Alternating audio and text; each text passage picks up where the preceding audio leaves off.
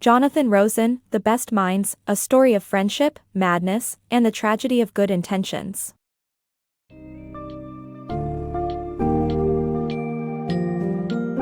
In The Best Minds, A Story of Friendship, Madness, and the Tragedy of Good Intentions, Jonathan Rosen offers a poignant exploration of the turbulent lives of two brilliant friends, Jonathan and Michael. Set against the backdrop of New Rochelle and Yale, their story weaves through themes of intellectual achievement, spiraling mental illness, and the devastating impact of societal expectations and stigmas. From childhood companions bonded by curiosity and Jewish heritage to their educational ventures at Yale, the narrative delves deep into how Michael's formidable intellect is overshadowed by his struggle with schizophrenia.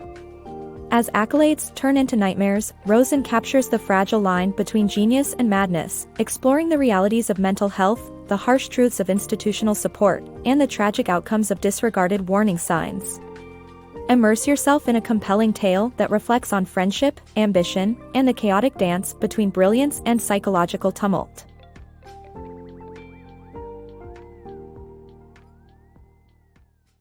A fragile bond.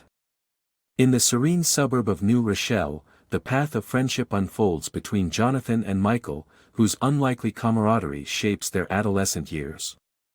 Michael, with his towering presence and unique gait that earns him the nickname Toes, captivates Jonathan, who is drawn to his intellect and sharp wit. This friendship, however, is defined by contrasts as much as likenesses, with Michael's confident demeanor often teetering on the brink of arrogance. Their shared ventures through New Rochelle, with Michael typically carrying a worn paperback from revered authors like Aldous Huxley or Isaac Asimov, offer Jonathan glimpses into worlds beyond his reach, as he listens eagerly to Michael's animated recaps. The two boys, hailing from Jewish families with deep reverence for education and social justice, experience their cultural backgrounds in contrasting ways. While Jonathan holds his Jewish faith and family traditions dearly, Michael views them with a sense of skepticism, dismissing events like his bar mitzvah as obligatory rites rather than meaningful ceremonies. The energy within Michael's household, punctuated by his father Chuck's volatile temper, both fascinates and unnerves Jonathan. As the decade unfolds, Michael embraces adolescence with an adventurous spirit, rapidly devouring books, embarking on romantic pursuits, and challenging authority as the school paper's editor. Jonathan, in pursuit of Michael's footsteps, remains more cautious, avoiding risky behaviors that might threaten his mental stability. By the late 70s, a societal fixation on violence and insanity seeps into their lives, painted vividly by tales of the notorious Son of Sam and unsettling horror films that capture their teen imaginations. For Jonathan and Michael, these narratives remain distant echoes, their reality more mundanely focused on managing the school paper, the Herald. Yet, their friendship encounters its own adversities when Jonathan is unexpectedly named editor-in-chief in their senior year, a role that Michael coveted. Feeling slighted, Michael steps away from the paper, leaving Jonathan feeling abandoned. As college looms, both friends gain acceptance to Yale, fueling Jonathan's hope of rekindling their connection. However, Michael decisively dampens this optimism, brusquely informing Jonathan that he lacks the speed to keep pace with him. This candid declaration marks a pivotal moment, underscoring both the intensity and the fragility inherent in their relationship, and signaling a transition from shared youthful exploration to the complex journey of personal growth. Diverging paths at Yale. In the early 1980s, Jonathan and Michael set off on distinct paths at Yale, each grappling with their identities and aspirations. Jonathan feels the weight of his privilege as he immerses himself in the university's literary offerings, all while grappling with the stark contrast between Yale's grandeur and New Haven's surrounding poverty. He finds solace in lectures by literary giants like Norman Mailer and Elie Wiesel, yet remains acutely aware of the sheltered bubble that is Yale. Michael, on the other hand, dives into the academic rigor at Silliman College, quickly garnering a reputation for his intellectual prowess, especially in economics. His early actions, such as publishing a provocative letter in the New York Times challenging a Harvard authority, cement his position as a force to be reckoned with. Yale, during their tenure, pulses at the heart of national culture, influencing everything from politics to pop culture. As their college years pass, Jonathan and Michael connect only sporadically.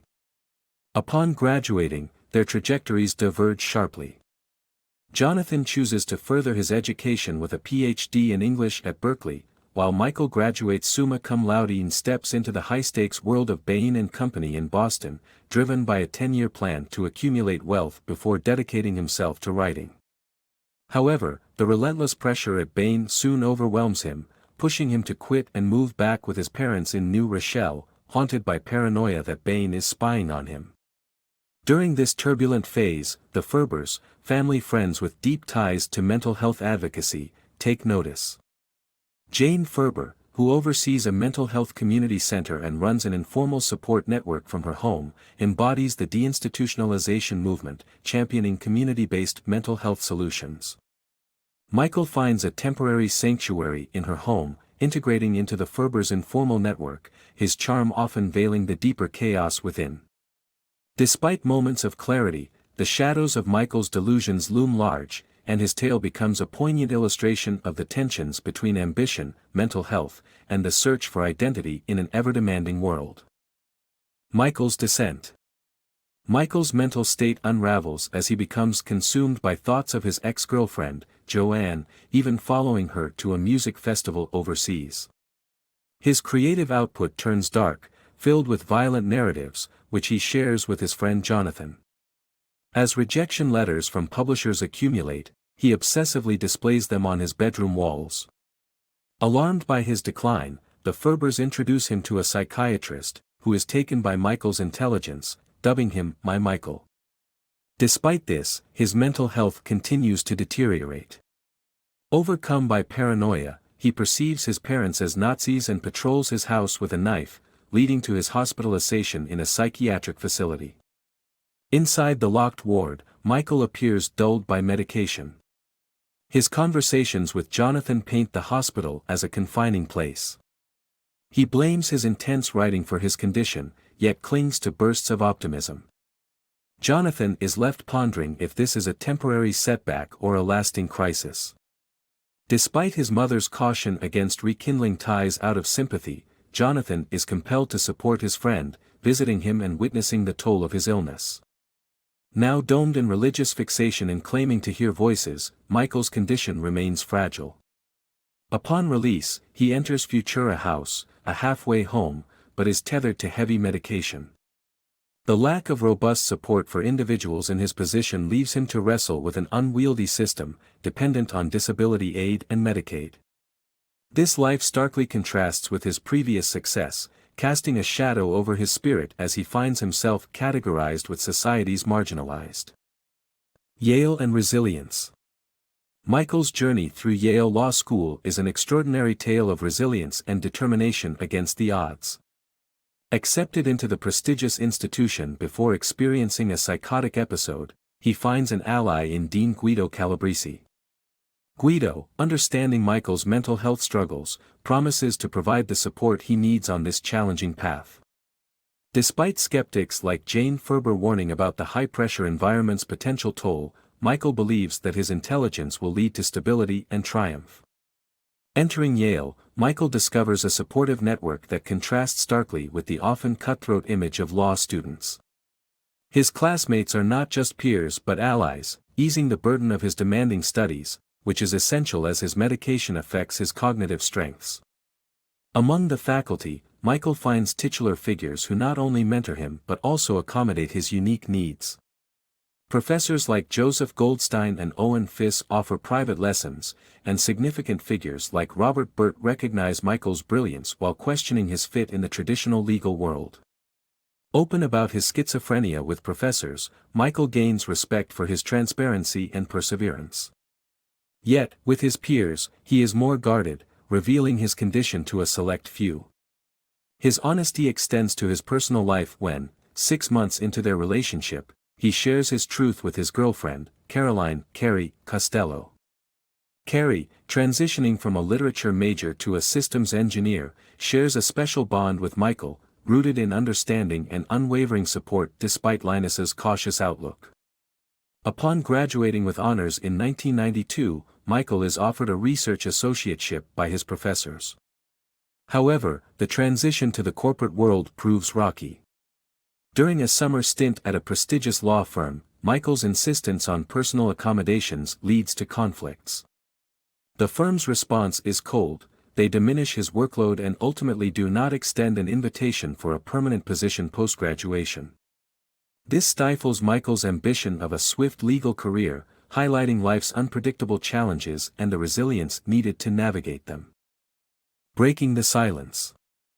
Michael's life dramatically shifts under the weight of his schizophrenia. The stigma attached to his condition leaves him struggling to explain resume gaps to prospective employers. Meanwhile, his girlfriend Carrie juggles a new demanding role at an education startup, and the unexpected death of Michael's father adds to the chaos. Amidst this turmoil, a serendipitous turn of events puts Michael in the media spotlight. The New York Times features his compelling journey on their front page, portraying him as a flaming schizophrenic who defies the odds. This marks a transformative moment. For the first time, Michael publicly embraces his condition. His courage garners acclaim from advocates, colleagues, and the literary world, sparking a bidding war over his unwritten memoir, The Laws of Madness. Hollywood even eyes his riveting story, with Leonardo DiCaprio considering the lead role. Buoyant with newfound opportunities, Michael relocates to Hastings-on-Hudson with Carrie to channel his focus into writing. However, the very attention that initially invigorated him begins to weigh heavily.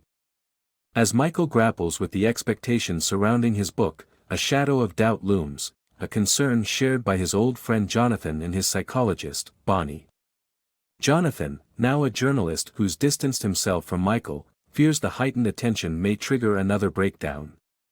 Meanwhile, advocates view Michael's openness as a beacon against societal stigma. With each delay in his book's progress, Michael retreats further. His once promising creative venture becomes mired in disturbing behavior shifts and prolonged communication absences. His editor and agent, upon visiting him, are confronted with a paralyzed and depressed Michael. Carrie, ever supportive, juggles her own career challenges while standing by him, but even she finds herself powerless against the tide of his decline. In this complex web of triumphs and trials, Michael's journey highlights the courage required to live authentically in the face of mental illness. It underscores the delicate balance between embracing a personal truth and managing the formidable expectations that can come with it. Shattered reality. Under the crushing weight of fame, Michael's mental health begins to crumble, leading him down a dark and dangerous path. His refusal to take medication blurs the lines of reality, as he becomes entrapped in disturbing delusions. Convinced that his partner Carrie is a lifeless imposter, Michael's mind plunges into chaos. Despite the network's awareness of his declining state, laws tie their hands until his behavior poses a clear danger. This oversight proves fatal. In a fit of psychotic rage, Michael murders Carrie in their shared home, leaving their community in ruins. Among those grappling with the shock is Rabbi Eddie, who cherishes Michael like a son. The tragedy deepens when Carrie's pregnancy is discovered amidst the crime scene's violent remnants. In the aftermath, Michael escapes westward, seeking solace at Cornell University, a place rich with past memories. Yet, even there, his sanity eludes him. He eventually confesses to campus police, prompting his arrest once the connection to Carrie's murder is confirmed. While in custody, Michael's violent attack on Officer Ellen Brewer further accentuates his volatile state. The media casts a harsh spotlight on Michael, casting him as a deranged genius, overshadowing Carrie's profound loss. Friends and family are left to wrestle with the guilt of missed warning signals and failed interventions. Enveloped by detachment and denial, Michael doesn't comprehend Carrie's death. His disjointed outbursts betray a deeply disturbed mind, echoing the ailments that led to the tragedy. Forensic psychiatrist Park Dietz eventually finds Michael legally insane during his horrific act. Michael's plea exempts him from a trial, consigning him to indefinite care at the Mid-Hudson Forensic Psychotherapy Center. Years later, Jonathan visits his old friend at the psychiatric facility, catching glimpses of the intellect and charisma that defined Michael. Yet, the toll of untreated mental illness looms large, with paranoia and delusion still clouding his grasp on reality. Despite heavy medication and therapy, the damage is irreversible, and what once was is forever unreachable.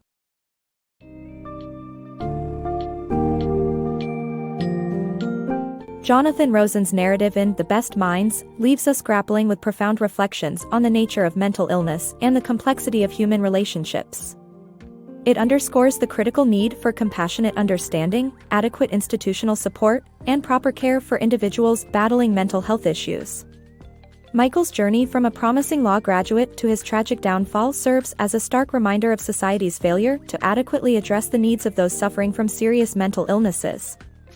Highlighting both the societal and personal implications of untreated schizophrenia, Rosen poignantly illustrates the importance of vigilance, conversation, and empathy in recognizing and addressing such challenges. The tragic end of Michael and Carrie's story offers a sobering lesson that brilliance and potential are not safeguards against mental health crises, and without proper intervention, even the brightest minds can succumb to darkness in their struggle for sanity.